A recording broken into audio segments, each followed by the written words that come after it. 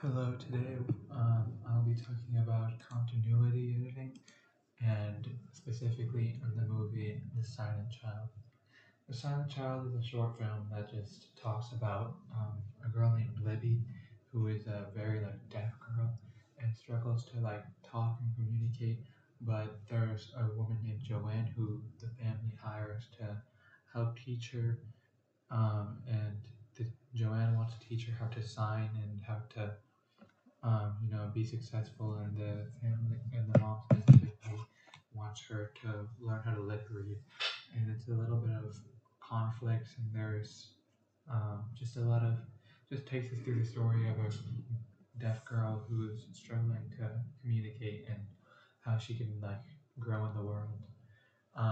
But right now we're going to be talking about the different types of continuity editing um, in the film, specifically the first one being tracking shot. And the tracking shot, if I had to describe it, would be like when the camera moves with the person or the thing inside of the scene. So it'll usually be like in a handheld camera, and they're moving with the um, person on the scene. And the part of the movie that I wanted to talk about was when Joanne is biking in the first scene of the movie. You can see her going through a long path in a forest. And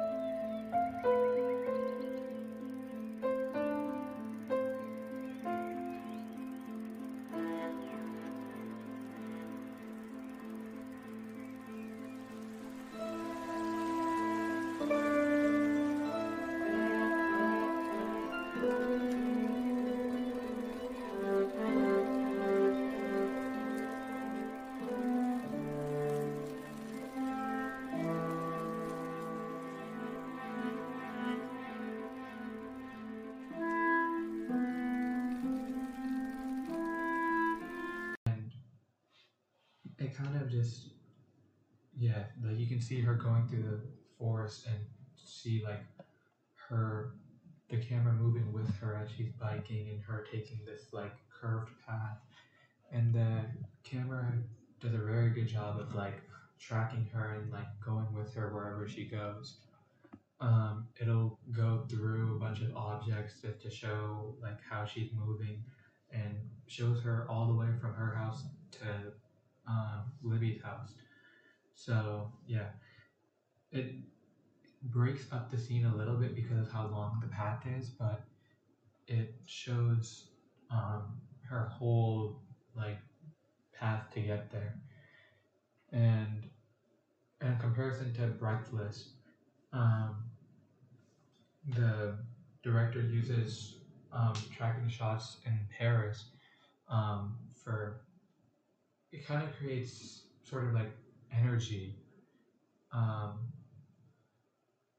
and yeah, and how in Breathless, or in sorry, in The Silent Child, it uses tracking shots to be quiet, and just show small calm parts. In Breathless, it's more energetic, and it uses it to just show the energy in the scene. Um, the next one I wanted to talk to you about is um, jump cuts. And jump cuts is changing different scenes in the clip. So it's like an abrupt change in scenes, but it uses the um, cut in scenes to smoothly transition. And the ones that I wanted to talk about inside of The Silent Child was during the signing lessons with Joanne and Libby.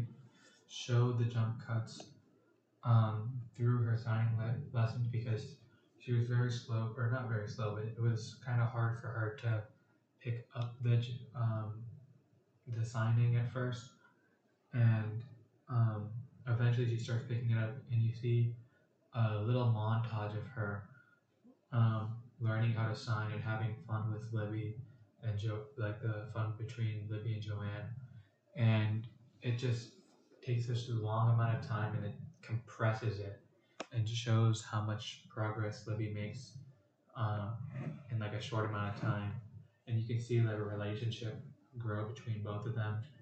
You can just sort of see how she progresses in her life and how she slowly gets better at signing and how she like gets a bond with Joanne. Um, and it just shows the quietness in it also shows how like her deafness, like you can like see how it's quiet and they're just working on signing together.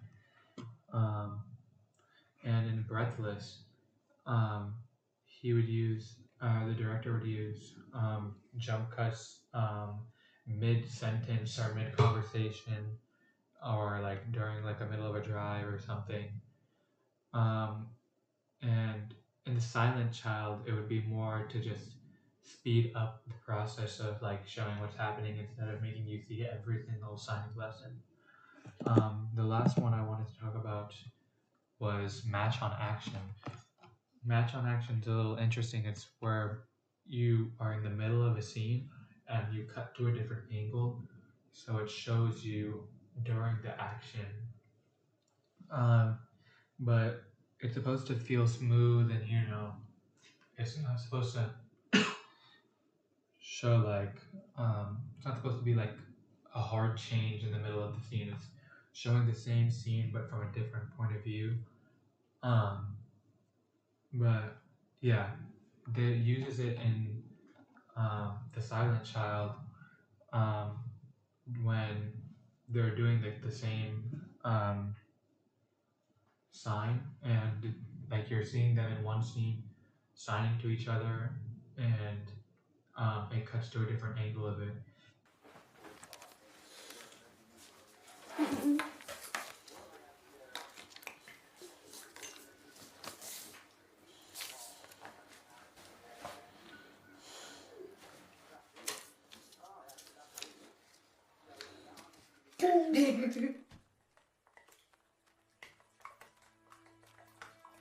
And it kind of shows um, it's still like very smooth in it the way that the director does it. It shows us being able to see the meaning of the signs, um, and it kind of helps us not realize that they're cut by giving us the meaning of each sign while they're cutting to a different angle. Um, but it still keeps the same energy through both the cuts, and that's what I really liked about the movie and like the Match on Action, because you still feel the same energy from both the cuts, both like different angles through the cut. And in Breathless, um, and Breathless, it kind of does it in a weird way where it properly, like purposely cuts, and it doesn't make sense, but um, it would just be a little chaotic in a sense, but it made sense in the movie. But it would they would cut it in a way that just doesn't really like align. Um, but overall, The Silent Child, it's very good in its cuts throughout the movie and shows um, its cuts throughout the movie are very seamless and it's very still. The movie is not a very loud movie; it's a very quiet movie, and you're able to feel like an intimacy throughout the whole movie. Um, uh, and it shows in all like the different techniques that they use for continuity editing.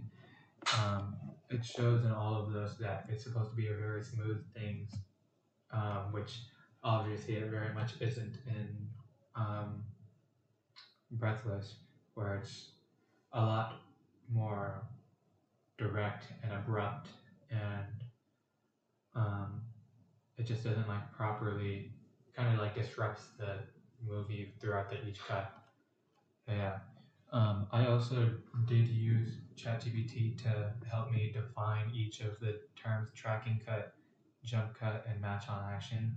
And it helped me understand more about each of the definitions of the different cuts. So, yeah, thank you.